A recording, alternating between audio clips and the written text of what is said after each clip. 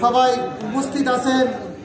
কুষ্টিয়া জেলা বিএনপির সম্মানিত সভাপতি আজকের মিটিংয়ে উপস্থিত আছেন। মিল চারুকরণ সবাই কুষ্টিয়া জেলা বিএনপির সংগ্রামী সাধারণ সম্পাদক জনাব জাকির হোসেন সাহেব আজকে মিল চারুকরণ সবাই উপস্থিত আছেন।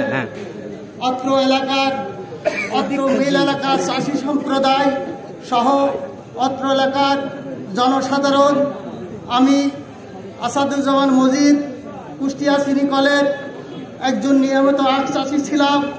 দীর্ঘদিন ধরে আখ চাষ করেছি এবং প্রথম শ্রেণীর একজন চাষি হিসাবে ছিলাম।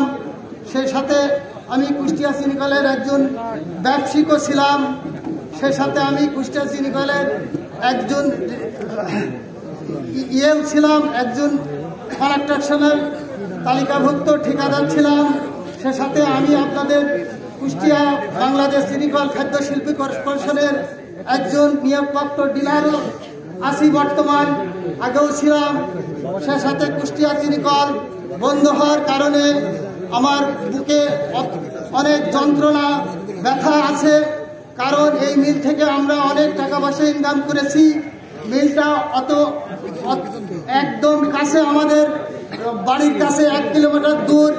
এই মিল থেকে আমরা অনেক টাকা পয়সা রুজি রোজগার করেছি এবং সেই সাথে ইনকাম করে বউ বাচ্চা পালন করেছি। এই মিল থেকে আমরা অনেক কিছু করেছি। এই মিল যখন বন্ধ হলো তখন হানিফ সাহেব এই মিলকে চোখ দিয়ে দেখেন নাই। অনেকেও গিয়েছিল তার দ্বার মানতে, তিনি গুরুত্ব দেননি।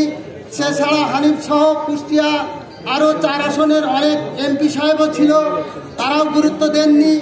আমরা সেই এখান থেকে যখন মোবারকগঞ্জে আমাদের আখ দেওয়ার জন্য সাব্যস্ত করলো, তখন আমরা দূরপান্ত দেখে আখ চাষ বন্ধ করে দিয়েছি এবং আমরা আখের উপর আর গুরুত্ব দিচ্ছি না।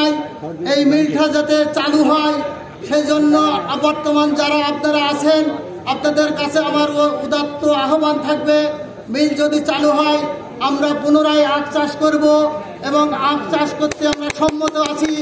আমাদের অনেক জমি জায়গা আছে, আমি নিজেও আখ চাষ করি এবং আমাদের গোষ্ঠীর ভিতর বা আমাদের ভাই সকলের ভিতর জমি জায়গা আছে, আমরা আখ চাষ করব।